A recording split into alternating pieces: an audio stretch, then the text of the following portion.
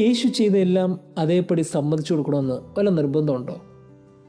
ഇങ്ങനെ ചിന്തിപ്പിക്കുന്നൊരു സുവിശേഷ ഭാഗമാണെന്ന്. കാര്യം 2 ഇൻസിഡൻസ് പറയുന്നുണ്ട്. ഒന്ന്, അത്തിമരത്തെ ശപിക്കുന്നു. എന്തിൻ്റെ ആവശ്യമായിരുന്നു? അത് അത്തിപ്പഴം കായ്ക്കുന്ന സമയമല്ല എന്ന് വളരെ കൃത്യമായിട്ട് ബൈബിളിൽ പറയുന്നുണ്ട്. അങ്ങനെ അല്ലാത്തൊരു സമയത്ത് ഇനി ഇതിൽ നിന്ന് ഒരു കായും ഉണ്ടാകാൻ പാടില്ല എന്ന് ശപിക്കാൻ കാര്യം എന്താണ്? ഇനി അടുത്തൊരു ഇൻസിഡൻറ്റ്, പള്ളിയിൽ പോയി പ്രശ്നം ഉണ്ടാക്കുക, അടി ഉണ്ടാക്കുക. ഇതിൻ്റെ ആവശ്യം എന്തായിരുന്നു?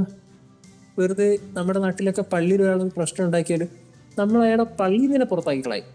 പിന്നെ അയാളെ വളരെ മോശമായിട്ട് നമ്മൾ കാണത്തുള്ളൂ. പള്ളി എന്ന് പറഞ്ഞാൽ കൈകൂപ്പി പ്രാർത്ഥനയോടെ നിൽക്കേണ്ട സ്ഥലമാണ്. അവിടെ ഒന്നും പ്രശ്നം ഉണ്ടാക്കേണ്ട സ്ഥലമല്ല. അങ്ങനെയാണെങ്കിൽ ഈ 2 ഇൻസിഡൻറ്റും അത്ര യുക്തിക്ക് ചേർന്നല്ല, സമ്മതിച്ചു കൊടുക്കാനും പറ്റില്ല. പിന്നെ എന്തുകൊണ്ടാണ് യേശു ഇത് രണ്ടും ചെയ്തത്? രണ്ടിനും ഒരു കണക്ഷൻ ഉണ്ട്. കണക്ഷൻ എന്താണെന്ന് അറിയുമോ? രണ്ടും കാപട്യത്തിൻ്റെ ഇടമായി മാറുന്നു എന്നതാണ്.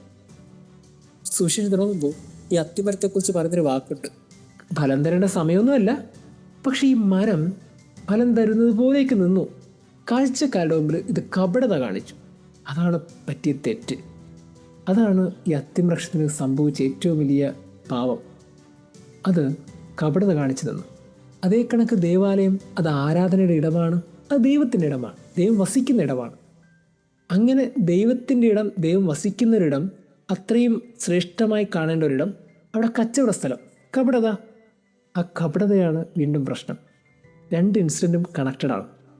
അതായത് എവിടെയാണോ പുറമേ ഒന്ന് കാണിച്ച് ഉള്ളിൽ പ്രവേശിക്കുമ്പോൾ കപടതയായിട്ട് തോന്നുന്നത്, അത് പൊന്നുതമ്പുരാൻ ക്ഷമിക്കില്ല. നേരത്തെ പറഞ്ഞു തന്നെയാണ് പോയിന്റ്.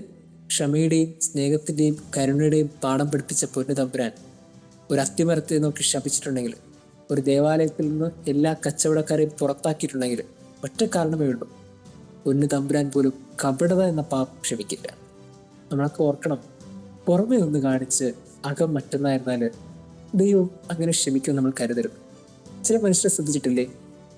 ഒത്തിരി പ്രാർത്ഥനകൾ ചൊല്ലിയിട്ട് ഉള്ളിൽ ഒത്തിരി മോശമായി ചിത്രീകരിക്കുന്നവർ, പരസ്പരം സ്നേഹം വളരെ മനോഹരമായി പ്രകടിപ്പിച്ചിട്ട് ഉള്ളിൽ വിദ്വേഷം വെച്ച് പുലർത്തുന്നവർ, സ്നേഹം അഭിനയമാക്കി മാറ്റുന്നവർ. ഇതൊന്നും കർത്താവിന് ചേരുന്നതല്ല. കർത്താവിന് നിരക്കാത്ത ഏറ്റവും വലിയ പാവമെന്ന് ഈ ഭൂമി വിശേഷിപ്പിക്കേണ്ടതാണ് കപടത. അതല്ലാതെ മറ്റെന്താണ് ഏറ്റവും വലിയ പാവം? ദൈവം നമ്മെ അനുഗ്രഹിക്കട്ടെ.